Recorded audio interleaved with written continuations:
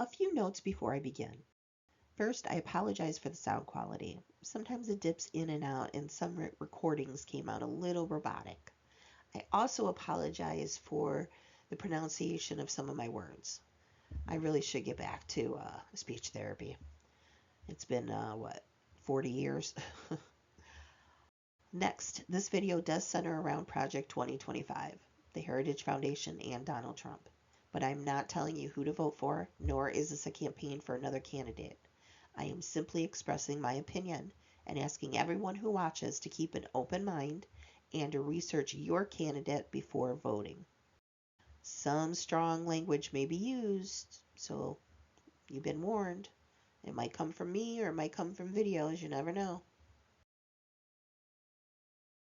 Project 2025 has been a hot topic of discussion this election. It's been used for both sides of the main parties, and sometimes it's hard to know what to believe, especially when you're dealing with politicians. Well, I research everything.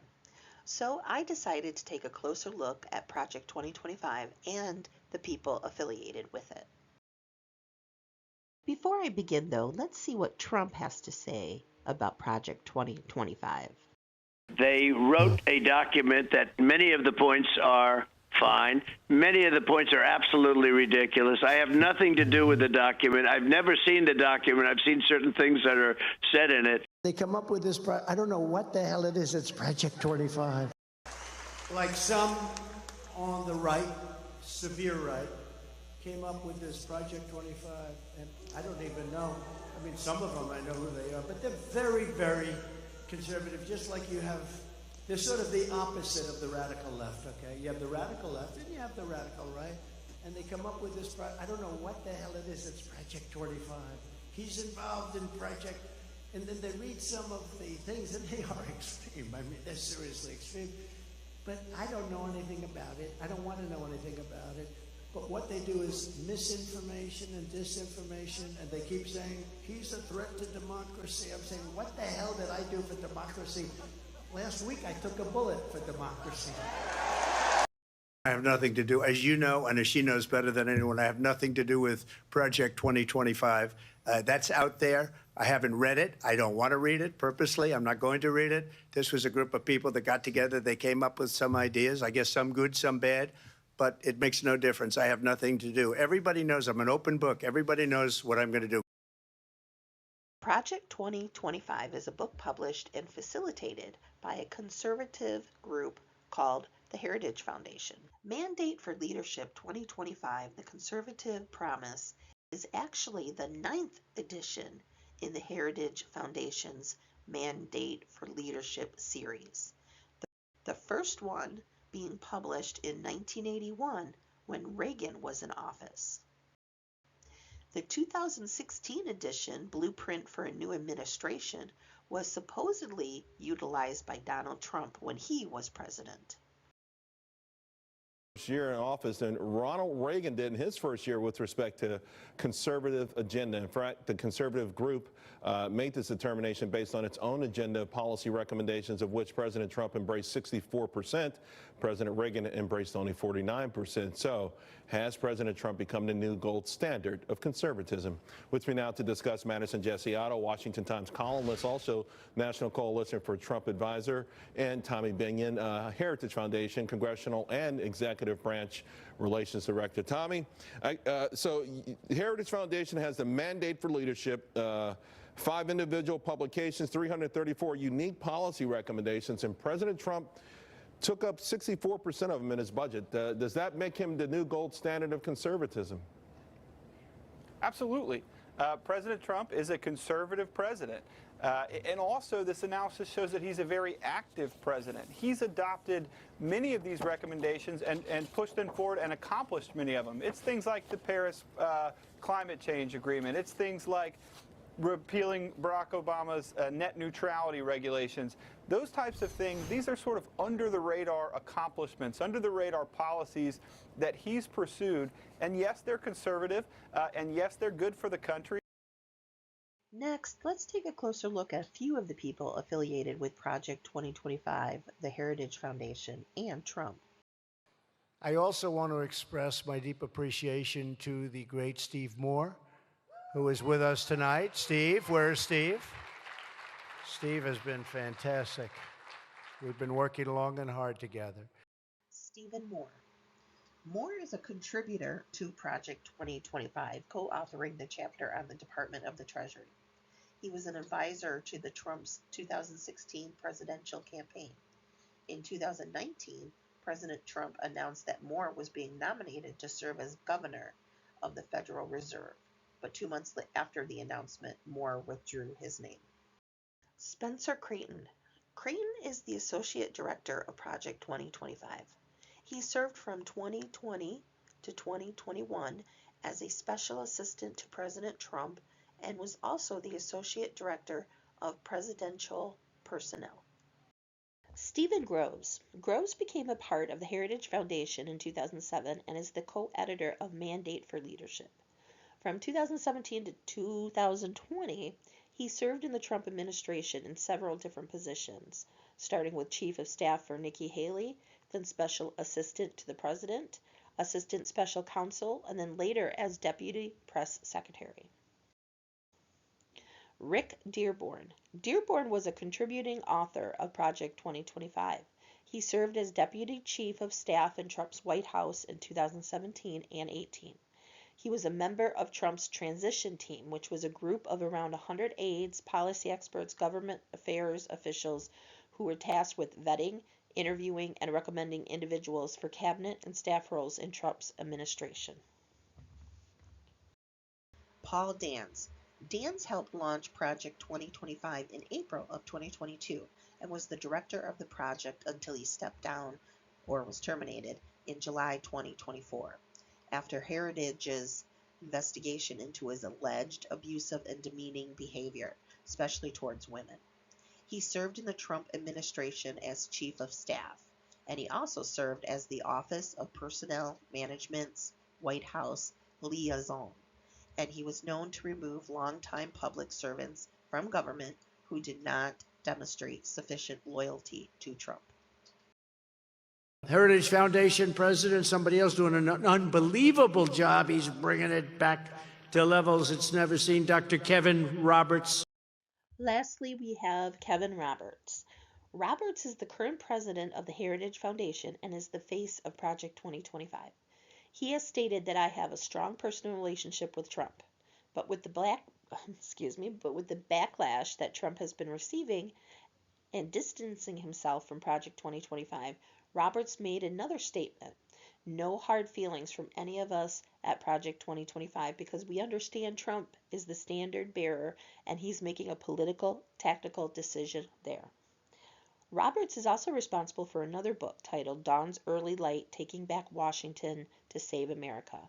It was supposed to be released in September of this year under the title Dawn's Early Light, Burning Down Washington to Save America, but decided to change the title and to release it after the election on November 12th, 2024. In spite of all this nonsense from the left, we are going to win. We're in the process of taking this country back. We are in the process of the Second American Revolution, which will remain bloodless if the left allows it to be. It's an incredible honor to be here tonight to celebrate this really wonderful foundation. Just a few months from now, you will mark the 45th anniversary of this esteemed institution. For nearly a half a century, you have been titans in the fight to defend, promote, and preserve our great American heritage. Few people have worked harder to protect this heritage than Ed Meese, a fearless defender of our Constitution. Ed Meese has been with the Heritage Foundation since 1988 and was President Reagan's U.S. Attorney General from 85 to 88. Meese received the Presidential Medal of Freedom in October 2019 by then President Donald Trump. Finally, I want to express our gratitude to Kay James. Kay James served as president of the Heritage Foundation from 2018 to 2021. She was on Trump's presidential transition team, and then he appointed her as commissioner on the Women's Suffrage Centennial Commission. And the dedicated scholars and staff at the Heritage Foundation, thank you very much. Thank you. Great job. We have it in our power to build this future together, and we will build upon the firm foundation of our great American heritage. A true honor to join you this evening. For nearly 50 years, this legendary institution, which is what it is, has been at the forefront of the conservative movement, helping lead the fight to defend our cherished American history, culture, and traditions. Everyone here tonight, very special people, is united by the same key ideas and the same core values. We believe that the Declaration of Independence and the American Constitution represent the pinnacle of human civilization. Our founding documents are not a source of shame, they are a source of pride, and great pride. The critical job of institutions such as Heritage is to lay the groundwork, and Heritage does such an incredible job at that. This is a great group, and they're going to lay the groundwork and detail plans for exactly what our movement will do and what your movement will do when the American people give us a colossal mandate to save America. And that's coming. That's coming. Okay, in that last video, did you catch his slip? If not, go back and watch it. But it's this video, and he says what our movement will do. Then he corrects himself and he says what your movement will do. Donald Trump's affiliation to the Heritage Foundation. And I put the dates together for you. 2016, Trump is running for president and has some members of the Heritage Foundation on his campaign trail. 2017, Trump takes office and hired some members of the Heritage Foundation for his staff. A few months later, President Trump speaks at the Heritage Foundation event. 2018, President Trump uses the Heritage Foundation's Mandate for Leadership 2016 edition for some policy changes during his time in office. 2019, President Trump presents the Presidential Medal of Freedom to a Heritage Foundation long-standing member. 2022, April 5th, the Heritage Foundation announces Trump is going to be speaking at their event. President Donald Trump to deliver keynote speech at a Heritage event in Florida. April 14th, the Heritage Foundation announces plans for Project 2025. Heritage announces 2025 Presidential Transition Project, hiring of Paul Dans to direct new initiative. April 21st, Trump speaks at Heritage Foundation event in Florida and talks about Heritage laying the groundwork and a colossal mandate to save America. 2023. April 21st, the Heritage Foundation announces Project 2025 is published. Project 2025 publishes comprehensive policy guide Mandate for Leadership, the Conservative Promise. 2024. The Mandate for Leadership, the Conservative Promise becomes the big topic of the election as Trump denies any affiliation with it. This was a group of people that got together. They came up with some ideas, I guess some good, some bad, but it makes no difference. I have nothing to do. Everybody knows I'm an open book. Some items discussed in Project 2025 are very similar on subjects that Trump has brought up, and in the mandate there are many times that policies are mentioned that Trump was working on during his presidency or ones that were rescinded by President Biden. Let's take a look at some of these conservative suggestions that Trump knows nothing about. 2025 Mandate for Leadership, the Conservative Promise. Please note, this is not the complete mandate, but you can get the link in the description of this video to view the whole book. This book is over 900 pages and communicates worse than a politician, if that's even possible. So there was no way I could go through every single word. I highlighted some points to bring up, but I do encourage you to pause the video if you want to read further. To make it easier to follow along while I read, if you're watching that is, just if you lose your place, just go where the red arrow is. Every time I go to a different paragraph, then the arrow will follow.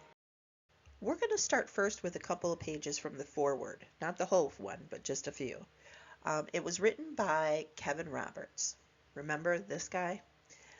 He's the president of the Heritage Foundation and Trump's close personal pal. Well, that's not until after the election, of course. The next conservative president must get to work pursuing the true priority of politics, the well-being of the American family. The well-being of the American family. No problems with that. I think a lot of you would agree. But what I have a problem with, and I know many of you do, who is the one to say what an American family consists of? You have many different races, sexual preferences, there's illnesses and sicknesses that take away one of the partners. There's different things that make up the United States.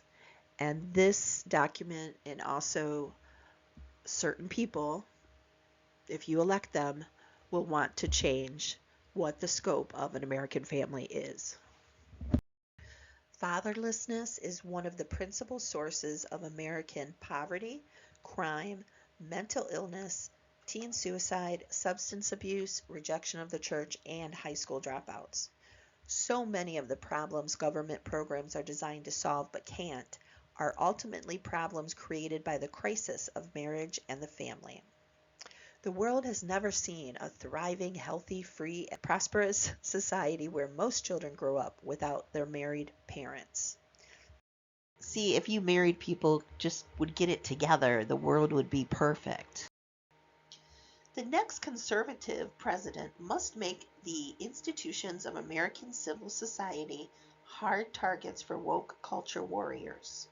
This starts with deleting the terms sexual orientation and gender identity, diversity, equity, and inclusion, gender equality, gender equity, gender awareness, gender sensitive, abortion, reproductive health, reproductive rights. Throughout this mandate, you're going to see the suggestion of taking out all those types of terms and more. They want to kind of wipe it out, every document, everything in the government, public schools. It's crazy. Pornography. Oh, my favorite subject. I'm just kidding, but it's not what you think. Propagation of transgender ideology and sexualization of children. Its purveyors are child predators and misogynistic exploiters of women. Pornography should be outlawed. The people who produce and distribute it should be imprisoned. Educators and public librarians who purvey it should be classed as registered sex offenders. Yeah, do you want to see porn? I'm on YouTube and I'm gonna show you what they're talking about. This, anything to do with transgenders. That is what they're saying is sexualizing children. In our schools, the question of parental authority over their children's education is a simple one. Schools serve parents, not the other way around. States, cities, and counties, school boards, union bosses, principals, and teachers who disagree should be immediately cut off from federal funds. I kind of find it ironic that they make a statement like schools serve parents, not the other way around, because the government is trying to take over and make all the choices for everybody in the world. They're not serving the public. They're telling us what to do and how to do it. Critical race theory and gender ideology should be excised from curriculum in every public school in the country. We get a little bit more into that later in the mandate. Allowing parents or physicians to reassign the sex of a child is child abuse and must end. Once again, I want to point out the terminology. Allowing parents. They're going to put an end to giving you the authority over your own child. TikTok, Instagram, Facebook, Twitter, and other social media platforms are specifically designed to create the digital dependencies that fuel mental illness and anxiety, to fray children's bonds with their parents and siblings. Federal policy cannot allow this industrial-scaled child abuse to continue. Remember when Trump was president? President Donald Trump said he will ban the controversial video sharing app as early as today. The president has spoken against TikTok in the past, citing security concerns because it is owned by a Chinese company. Back in 2020, Trump's attempt to ban TikTok was blocked by the courts. But now he wants the young people's vote, so... More recently, he said that while he still considers the platform to be a national security threat, he also said that getting rid of it would hurt some young people and strengthen Facebook, which he has strongly criticized. The president is now on TikTok. It's my honor. This video launched Donald Trump's account on TikTok, the short video app he once tried to ban as president on national security grounds. Roughly a day since joining, his account Real Donald Trump had attracted 3 million followers. The decision to join TikTok, which is used by 170 million Americans, could help the Republican presidential candidate in his third bid for the White House. This book, this agenda, the entire Project 2025, is a plan to unite the conservative movement and the American people against elite, rural, and woke culture warriors.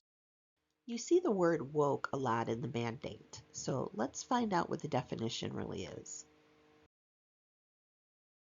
Woke is an adjective derived from African American vernacular English, originally meaning alertness to racial prejudice and discrimination. Beginning in the 2010s, it came to be used as slang for a broader awareness of social inequalities, such as racial injustice, sexism, and denial of LGBTQ rights. You know what? Let's see how the conservatives define it. Let me just start with this whole thing about woke. We all know what woke means. Being woke means never having to say you're sorry. Woke means never letting anyone say they're sorry. Woke is racist. Big woke means equity, diversification, gender, and racial disparities. This wokeness that's happening at Madison's house and Jefferson's house, where all they do is talk about slavery. Wokeism is about murdering fun. You know what woke means? It means you're a loser. Woke madness now is drag queens and children and church. The woke is the new religion of the left. The new hip woke is to not like the Jews. What does it mean to be woke? I don't know what the definition of woke so much is. I do know that I think most people don't want to be lectured by companies. HIV positive or suffering from gender dysphoria should be removed, and those with gender dysphoria should be expelled from the military service. Physical fitness requirements should be based on the occupational field without consideration of gender, race, ethnicity, or orientation. Eliminate critical race theory programs and abolish newly established diversity, equity, and inclusion offices and staff. We'll talk more about critical race theory in a little bit. Reverse policies that allow transgender individuals to serve in the military. Gender dysphoria is incompatible with the demands of military service, and the use of public monies for transgender surgeries or to facilitate abortion for service members should be ended. To show how much this mandate reflects Trump's similar ideology, remember when he was in office and tweeted these out? After consultation with my generals and military experts, please be advised that the United States government will not accept or allow transgender individuals to serve in any capacity in the U.S. military. Our military must be focused on decisive and overwhelming victory and cannot be burdened with the tremendous medical costs and disruption that transgender in the military would entail. Thank you. And that was in July of 2017. Diversity, Equity, and Inclusion Agenda. The next conservative administration should dismantle United States Agency for International Development, Diversity, Equity, and Inclusion Agenda apparatus by eliminating the Chief Diversity Officer position along with the Diversity, Equity, Inclusion Agenda advisors and committees. Issue a directive to cease promotion of the Diversity, Equity, Inclusion Agenda, including the bullying LGBTQ+ agenda. It should eliminate funding for partners that promote discriminatory diversity, equity, and inclusion agenda practices. Refocusing gender equality on women, children, and families. Instead of protecting women's and children's unalienable human rights and propelling their ability to thrive in society, past Democratic administrations have nearly erased what females are and what femininity is through gender policies and practices. United States Agency for International Development, USAID, now aggressively promotes abortion on demand under the guise of sexual and reproductive health and reproductive rights, gender equality, and women's empowerment, and advocates for those who claim minority status or vulnerability. Families are the basic unit of and foundation for a thriving society. Without women, there are no children and society cannot continue. The next conservative administration should rename the USAID Office of Gender Equality and Women's Empowerment as the USAID Office of Women, Children, and Families, refocus and realign resources. As an unapologetically pro-life, eliminate the more than 180 gender advisors and point of contact. Rescind President Biden's 2022 gender policy and refocus it on women, children, and families, and revive the agency's regulation on integrating gender equality and female empowerment. It should remove all references, examples, definitions, photos, and language on USAID websites, in agency publications and policies, and in all agency contracts and grants that include the following terms: gender, gender equality, gender equity, gender diverse individuals, gender aware, gender sensitive, etc. It should also remove references to abortion, reproductive health, and sexual and reproductive rights, and controversial sexual education materials.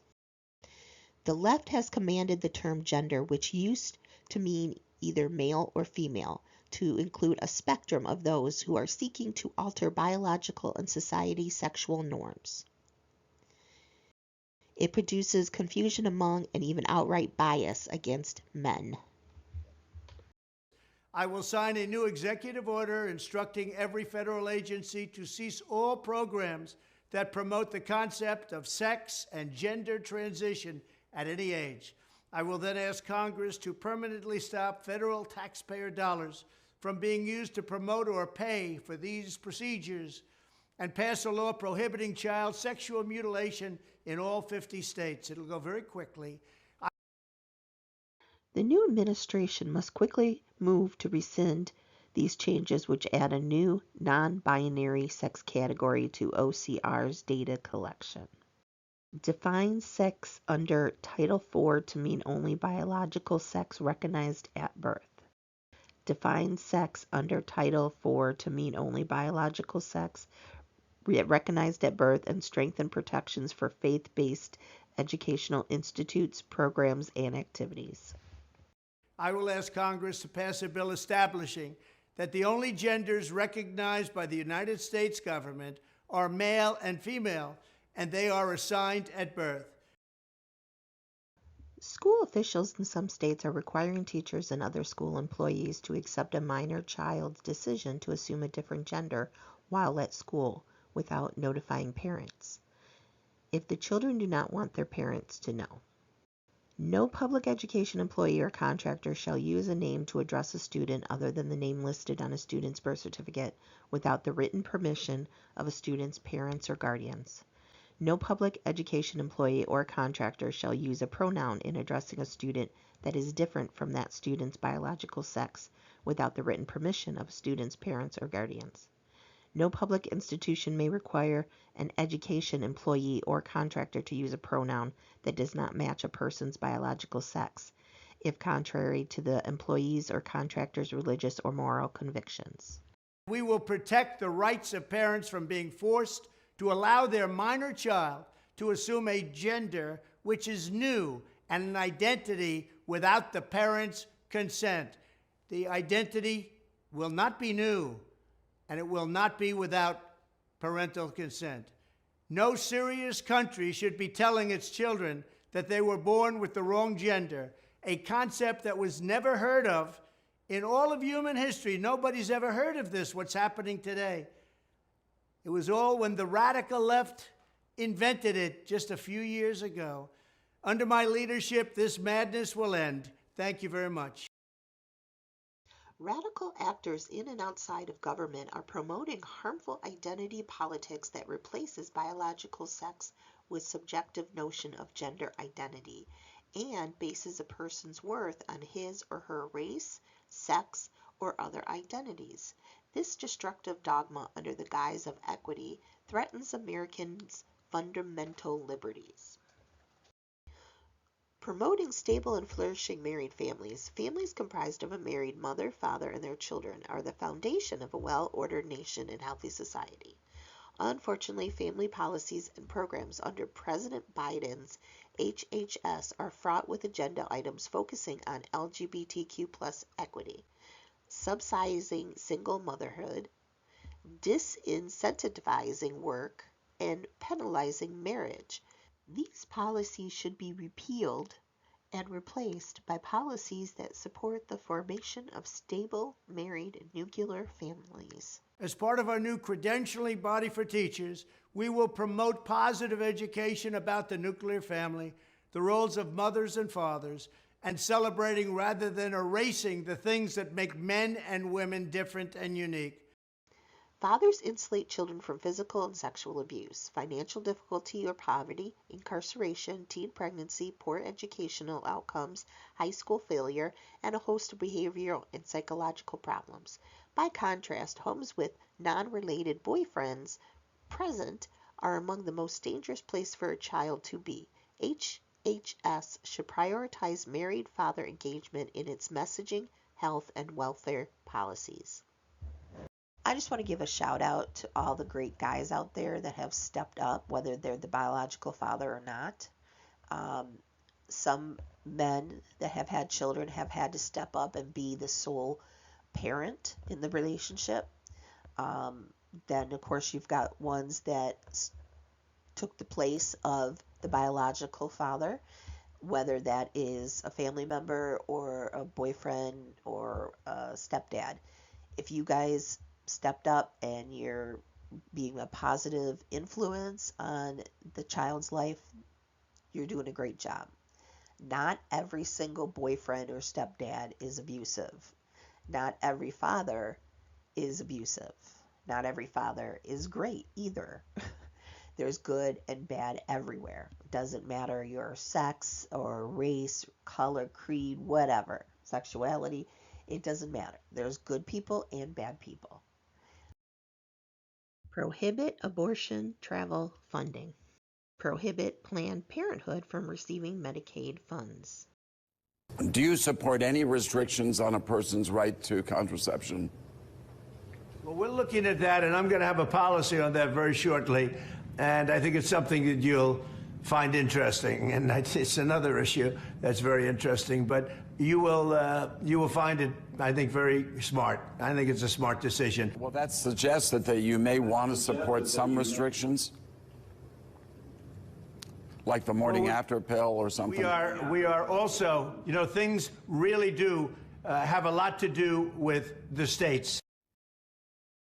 In July 2022, Health and Human Services and Centers for Medicare and Medicaid Services released guidance mandating that Emergency Medical Treatment and Active Labor Act covered hospitals and the physicians who work there must perform abortions, to include completing chemical abortions even when the child might still be alive. The guidance also declared that EMTALA would protect physicians and hospitals that perform abortions in violation of state law if they deem those abortions necessary to stabilize the woman's health. This novel interpretation of EMTALA is baseless. EMTALA requires no abortions, preempts no pro-life state laws, and explicitly requires stabilization of the unborn child. I did some research on these guidelines that the Health and Human Services sent, stating that their physicians must perform abortions and that they would protect them. Want to see? From the Secretary of Health and Human Services, July 11th, 2022. You can pause the video and read the whole letter for yourself, but I'm just going to read the highlighted version. Treatment to a patient who presents to the emergency department and is found to have an emergency medical condition preempts any directly conflicting state law or mandate that might otherwise prohibit such treatment. Thus, if a physician believes that a pregnant patient presenting at an emergency department, including certain labor and delivery departments, is experiencing an emergency medical condition as defined by EMTALA, and that abortion is the stabilizing treatment necessary to resolve that condition, the physician must provide that treatment. And when a state law prohibits abortion, it does not include an exception for the life and health of the pregnant person, or draws the exception more narrowly than EMTALA's emergency medical condition definition, that state law is preempted. Then they go on just to, cross their T's and dot their I's about legalities. But yes, it doesn't state that they have to do an abortion. The conservatives would want you to believe that it's common for a woman to get an abortion at 9 months, or that some babies are alive after abortion. I did some research, Planned Parenthood and Centers for Disease Control. So let's take a look. There are 3 different stages of fetus development: first trimester, second trimester, and third trimester. On this chart here, it shows how many weeks, then the growth stats for those weeks. The day after pill is only for women no more than 11 weeks from their last period. They keep referring it to as an abortion pill, which technically it is, but most women will take the pill the day after unprotected sex to prevent pregnancy, or at least within the first 4 weeks. And you can tell that's the first trimester, and there is not that much development of the baby. For an actual abortion, most are within the first trimester. Doctors will not perform an abortion after 24 weeks, unless it's a medical emergency.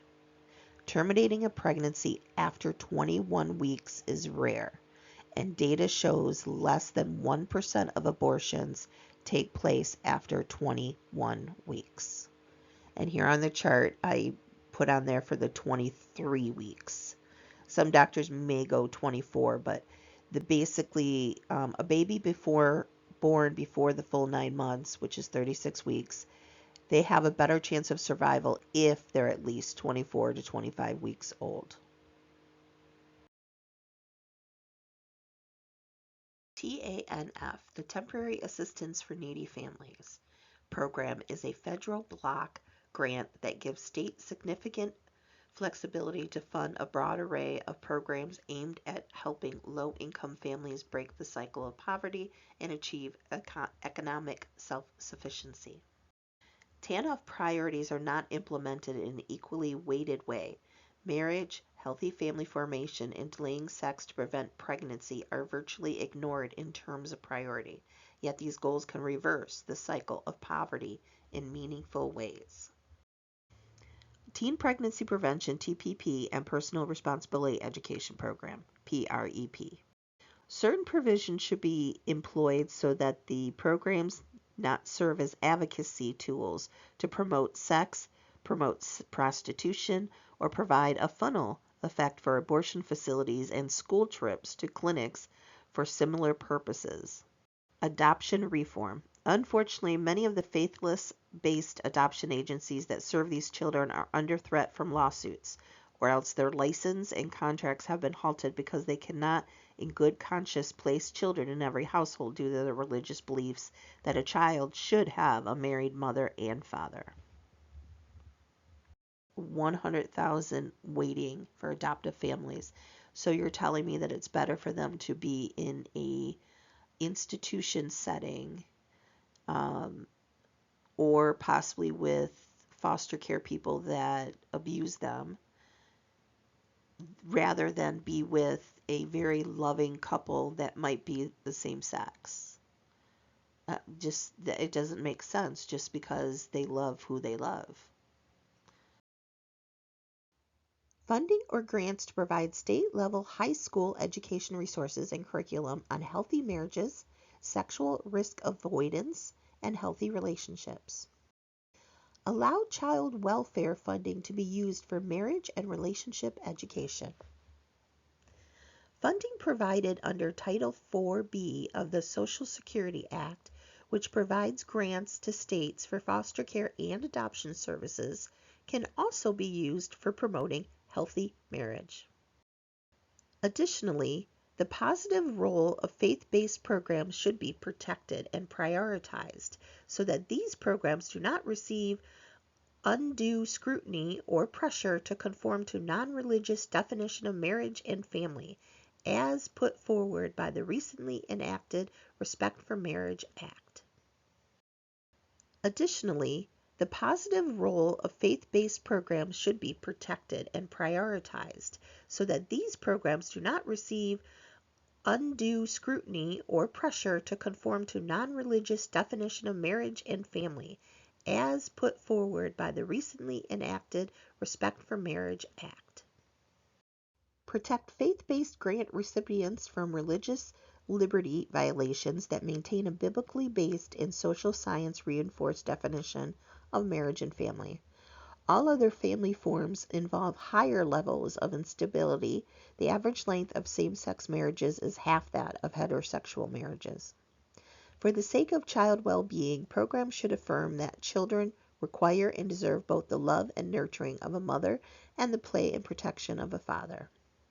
HMRE program grants should be available to faith-based recipients who affirm that marriage is between not just any two adults, but one man and one unrelated woman. Healthy Marriage and Responsible Fatherhood, HMRF program. Provide marriage and parenting guidance for low-income fathers. Implement a pro-fatherhood messaging campaign. The role fathers play in the lives of their children that recognize the financial hardships the father themselves face, and that seek to provide relationship education to fathers who were raised without a father in the home. These two pages went all over the place. Okay, let's see. First, they're going to be taking money to teach high schoolers about healthy marriages. They're also going to take money away from child welfare to be used for counseling for marriage. They're going to be making sure that anybody that is their religion is covered. Yeah, that's about it. And then with the fathers, they're going to hug box bad fathers. That's all. So that's a little summary of this one. Eliminate men's preventive services from the woman's preventive services mandate. Eliminate the week after pill from the contraceptive. I did something that nobody thought was possible. I got rid of Roe v. Wade. So conservatives get rid of the right for a woman to have an abortion, and they're also going to take away birth control. Planned Parenthood should absolutely be defunded. Do you believe in punishment for abortion? Yes or no, as a principle? There has to be some form of punishment. For the woman? Yeah. Before we get to the next paragraph, which is covered up, I want to deviate a little bit. I would like to introduce you to an amazing young man, Ryan White.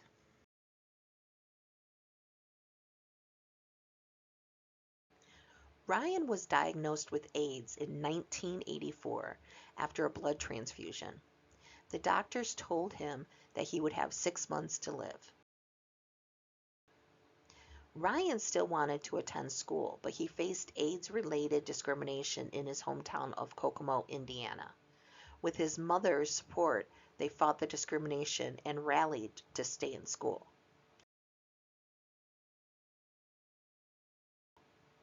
He gained national attention and became the public face of public education about the disease. Ryan lived longer than expected, but passed away 5 years later, in April 1990, 1 month before his graduation. 2 weeks after his death, his mother, Jean White, went to Capitol Hill to get support to get a bill passed that was going to be named in honor of her son. Here's an audio clip of his mother talking about his legacy. At the time when Ryan was diagnosed with AIDS, I mean, we heard of so many drugs coming out, and none of them was worth nothing. I mean, you know, by the time you'd hear one, there'd be another one out. You wouldn't even get to research the one, and none of them worked, you know. And so even in the early 90s, when I was hearing like there was hope, you know, I kind of thought, well, we had that hope too, but you know, it didn't pan out. But they did pan out. The biggest contribution I think that Ryan has made is, and I did know it at the time, and you know, that his legacy would be that people are getting their drugs and their treatment, and people are living with AIDS. The Ryan White program is the largest federal program designed specifically to care for the low-income, uninsured, and underinsured victims of AIDS and HIV and their families. As time goes by, the program has evolved to include other ways to help, such as providing access to affirming care and treatment services for transgenders and gender-diverse people with HIV or AIDS. The program has kept going after all of these years, but since Affordable Care Act came out in 2010, government officials have been discussing whether or not they need to keep it. So it's been kind of in a limbo. But still, some of the programs are still receiving funding. Now you may ask, why bring this up? Well, of course, we're talking about the mandate. So there is a mandate regarding this program. Withdraw Ryan White guidance allowing funds to pay for cross-sex transition support. HRSA should withdraw all guidance encouraging Ryan White HIV/AIDS program service providers to provide controversial gender transition procedures or gender affirming care. What they omit from this little suggestion to withdraw support, they do focus on the gender transition, gender affirming care, but the people that receive the funding, they do have HIV or AIDS. So it's not just anybody coming in to get a gender transition. But with their views and with already the programs having problems, I have a feeling that they're just going to probably axe the whole program itself, which is a shame because the mother fought really hard for this to go through Congress. Prioritize funding for home-based childcare, not universal daycare. Instead of providing universal daycare, funding should go to parents, either to offset the cost of staying home with a child or to pay for family in-home childcare. I think what Donald Trump is really trying to do is be pro-family. In the 7 weeks since J.D. Vance accepted the nomination for vice president on the Republican ticket, that has been his pitch. He is pro-family. He will make the Republican ticket more pro-family. And he has policy solutions to remove the economic barriers preventing America from becoming more pro-family. It's very hard for working families to get by. How will we lower the cost of daycare? Such an important question, Charlie. And I think one of the things that we can do is make it easier for family models to choose, or for families to choose whatever model they want, right?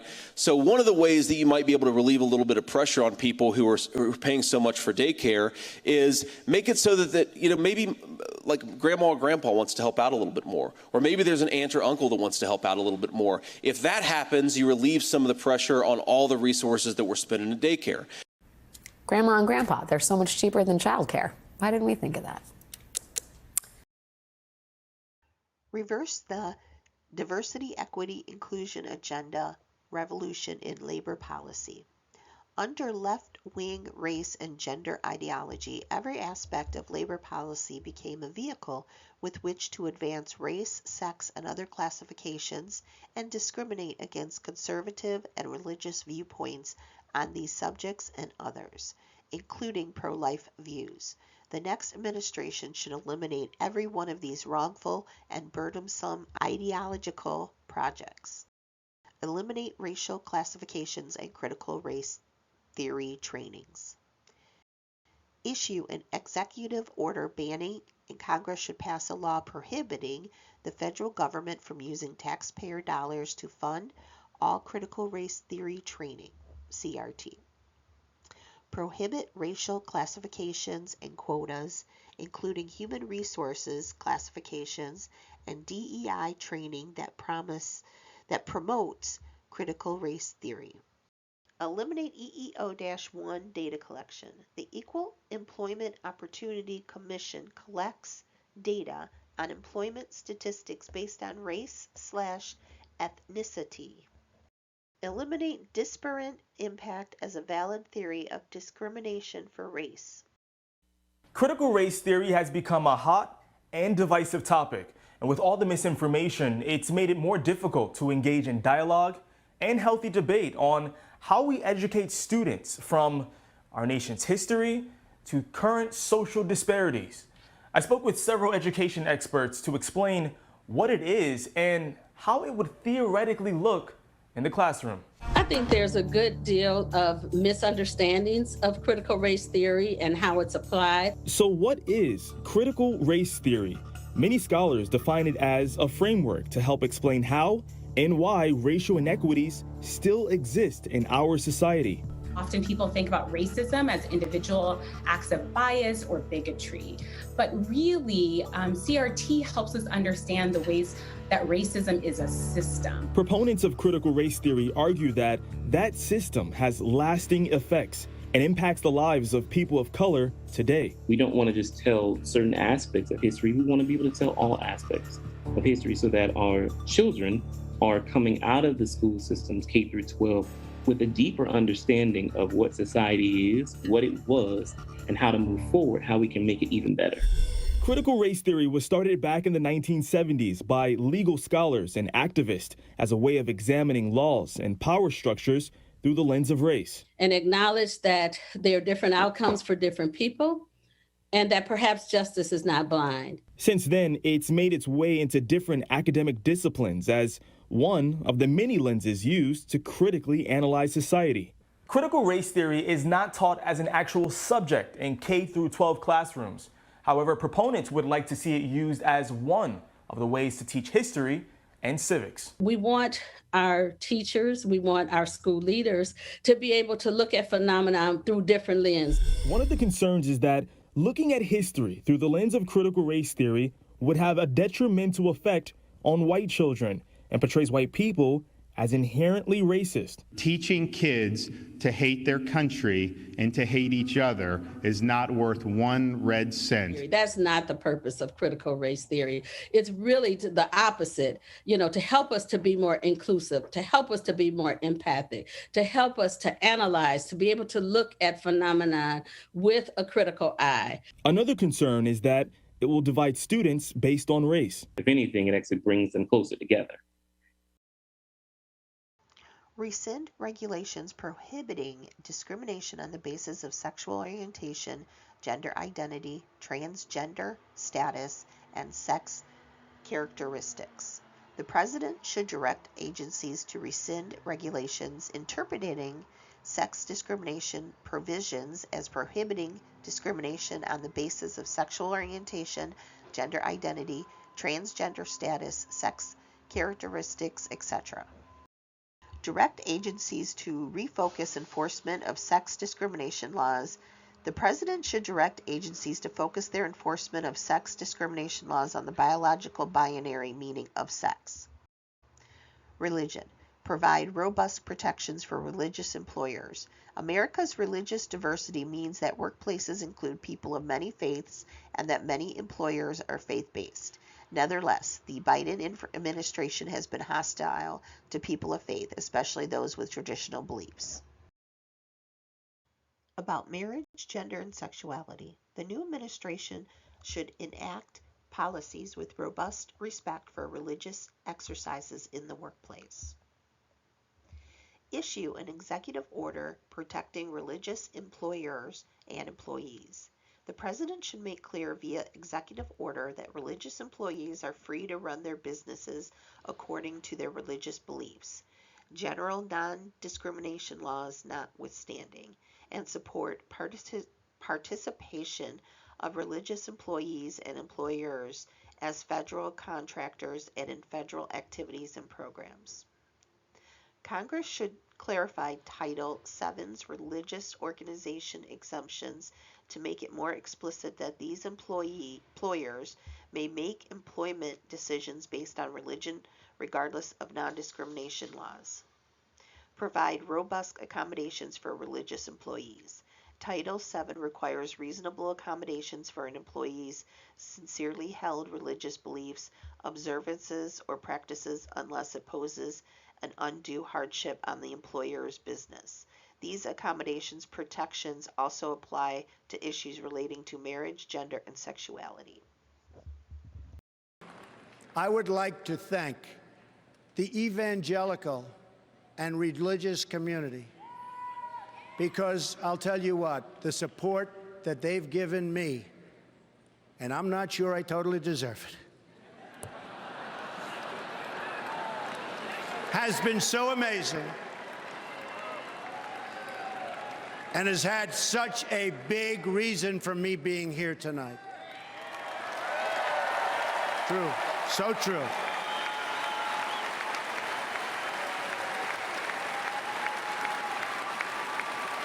They have much to contribute to our politics, yet our laws prevent you from speaking your minds from your own pulpits.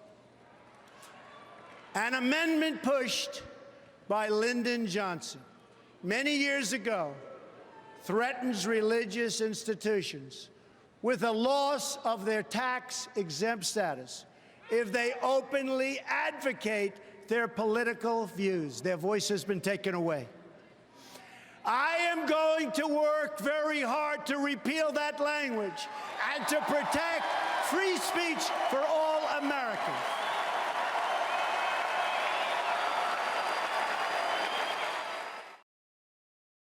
Minority Business Development Agency was established in 1969 by President Richard Nixon.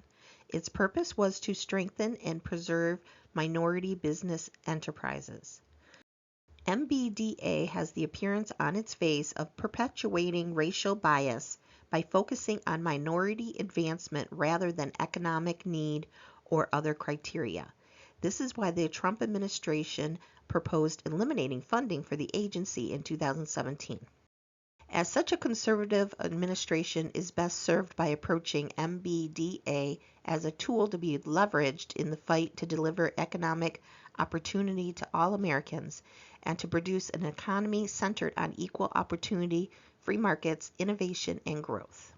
In 1997, black farmers filed a class action lawsuit against the United States Department of Agriculture, USDA, alleging racial discrimination in its farm loan programs. The farmers claimed that the USDA discriminated against them by denying loan requests, delaying loan requests until after planting season, denying crop disaster payments, failing to investigate individual discrimination claims, and failing to address official complaints about discrimination. Now let's hear what J.D. Vance had to say about the lawsuit. Harris administration, for example, handed out farm benefits to people based on skin color. I think that's disgraceful. I don't think we should say you get farm benefits if you're a black farmer, you don't get farm benefits if you're a white farmer.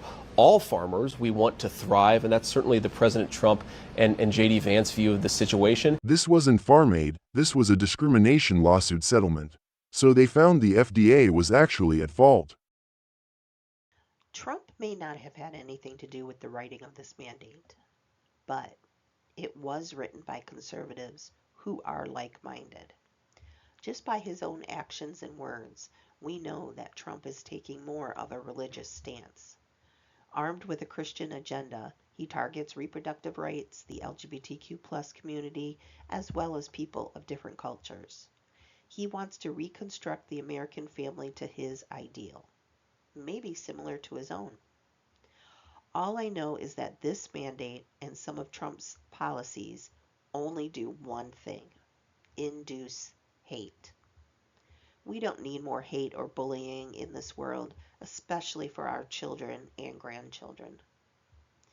Speaking of the younger ones, the Trevor Project supports and helps the LGBTQ+ young people, and I will have a link to their website in the description of this video.